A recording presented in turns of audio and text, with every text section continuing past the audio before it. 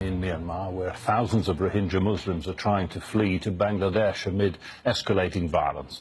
At least 89 people have been killed since Thursday, the day former UN Chief Kofi Annan presented a report on how to stop the violence in Rakhine State. The army has launched what it calls clearance operations after Rohingya fighters attacked more than 20 police and border outposts on Thursday night, killing 12 security personnel. The office of leader Aung San Suu Kyi says 77 Rohingya have died in the subsequent crackdown. Rohingya activists say troops have raided villages, killing people and burning down homes. And an AFP reporter, as well as border officials, say they witnessed the security forces firing at terrified villagers as they fled on Saturday. It's thought as many as 100,000 Rohingyas are now stuck at the border, where Bangladesh is refusing them entry. One of my sons was lost while crossing the border. We could not tolerate the torture from the Myanmar government. They killed our people. Bodies were lying there. We were helpless there. The government's people burned our houses. They also killed our small children. How can we live there? You have seen on the news media how much torture they are doing to us. What you can see on the other side of the border, a huge, massive firing is going on.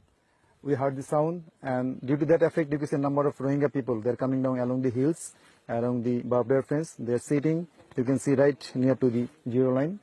We do not know exactly what happened on the other side. Well, looks like something wrong is there taking place. So these innocent civilians, especially women and children, they're rushing in numbers.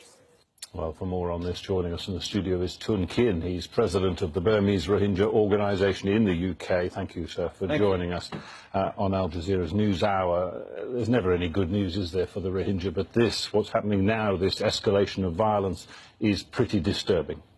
It's really disturbing. Is situation getting much worse even day by day. Since yesterday, according to our information, we received at least 400 Rohingya civilians killed by Burmese army, and thousands of Rohingya houses been burned down, and at least 40,000 Rohingya become IDPs, and approximately 100,000 Rohingyas are trying to flee from Burma to Bangladesh. And fleeing under fire. Why is it that you think that the military is firing at innocent civilians? I mean, they say they're firing at militants, of course, but clearly they're firing at large groups of fleeing civilians. Why?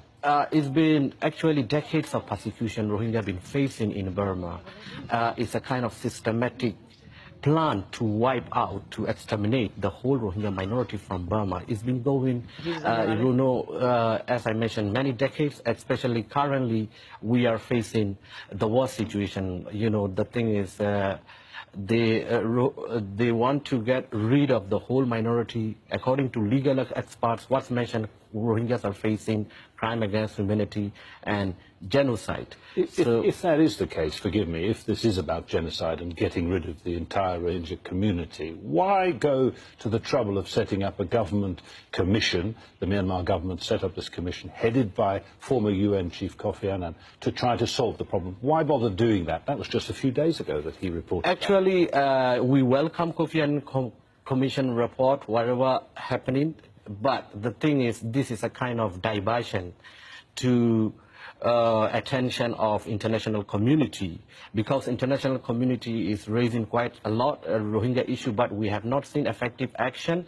So by doing this, NLD government is a kind of Burmese military, and NLD government a kind of twisting, not to implement this recommendation, the other side, by destabilizing the situation of Rakhine State. So unfortunately, we are friendless. International community is not doing enough to protect these people. Aung San Suu Kyi is the de facto leader in Myanmar now. She's a Nobel Peace Prize winner. Why is she not more personally outspoken and engaged in this problem with the Rohingya, do you think? Unfortunately, yes. She's not speaking enough. Even she is siding with Burmese military, where Burmese military perpetrated crime against humanity, to the Rohingya people since last October 2016. And same time, we need to see international community is also listening to Aung San Suu Kyi. So I want to point out here what Rohingyas are facing today is emergency crisis, where thousands of Rohingyas are, mass killings may happen in a few days' time, the way military is doing operation. So this is emergency crisis. We need international community intervention. UN intervention is the only way to protect. What's happening now, the UN and other international community have to take immediate action. UN Security Council should discuss the issue, what's happening now against Rohingya by the militaries, and also, otherwise it's going to be international community will be a kind of a big failure. Okay. So there is a kind of mass murder, military will do, because same thing we have seen last October 2016. So the way what we are receiving from the ground is seriously worsening situation. Okay. Unless if international community will not do, it's going to be a big mistake. Okay. So we need urgent intervention to protect the lives of innocent Rohingya people, where 1.3 million Rohingyas are facing genocide. Okay. So whenever genocide happens, international communities say, okay, it will not happen again. Now, it is happening now, western part of Burma in Arkan state. So we need urgent intervention from UN Security Council. Okay. Responsibility to protect lives of international community.